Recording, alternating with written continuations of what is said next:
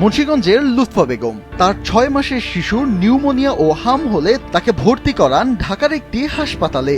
এরপরে সেখান থেকে তাকে পাঠানো হয় শ্যামলীর শিশু হাসপাতালে। সেখানে ভর্তি হতে না পেরে কয়েক হাসপাতাল ঘুরে আবার ফেরত আসেন শ্যামলীর শিশু হাসপাতালে, তবুও হয়নি ভর্তির ব্যবস্থা।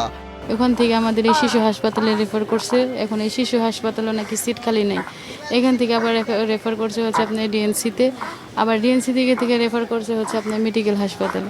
ওইখান থেকে আবার হচ্ছে শিশু হাসপাতালে পাঠিয়েছে, আবার এখান থেকে নাকি বলছে যে বিসিওতে খালি নেই। এমন অসংখ্য অভিভাবক হাসপাতাল থেকে হাসপাতালে ঘুরছেন। যারা ভর্তি হতে পেরেছেন তারাও জানালেন কতটা ভোগান্তি পেরিয়ে পেয়েছেন একটি সিট। ঢাকা মেডিকেল আর কয়েক জায়গায় দেখাচ্ছি, কোনো কাজ হয় নাই।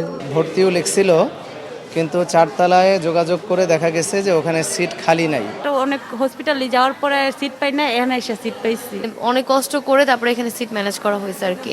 তবে রাজধানীর হাম চিকিৎসায় বিশেষায়িত ডিএনসিসি হাসপাতাল কর্তৃপক্ষ বলছে তাদের হাসপাতালে পর্যাপ্ত শয্যা রয়েছে, প্রয়োজনে শয্যা সংখ্যা আরও বাড়ানো হবে। যে পরিমাণ রোগী পাচ্ছি আমরা আমাদের সক্ষমতা সেভাবে আস্তে আস্তে বৃদ্ধি করছি। আমাদের যদি আরও বেশি রোগী ভর্তি হয়, আমরা 1054 কেন, দেশের যে কোনো ক্রাইসিসে আমরা 1200-1500 রোগীরও ট্রিটমেন্ট দেওয়ার সক্ষমতা রাখি। গত 24 ঘন্টায় ডিএনসিসি হাসপাতালে ভর্তি হয়েছে 83 জন। এ নিয়ে মোট ভর্তি রোগীর সংখ্যা প্রায় 300। আইসিইউতে রয়েছে 42 জন। এদিকে রাজধানীর শিশু হাসপাতালে ভর্তি আছে 75 জন। গত 24 ঘন্টায় সেখানে 2 শিশুর মৃত্যু হয়েছে এবং একজন সুস্থ হয়ে বাড়ি ফিরে গিয়েছে। ফলে নতুন করে ভর্তি হতে পেরেছে 3 জন।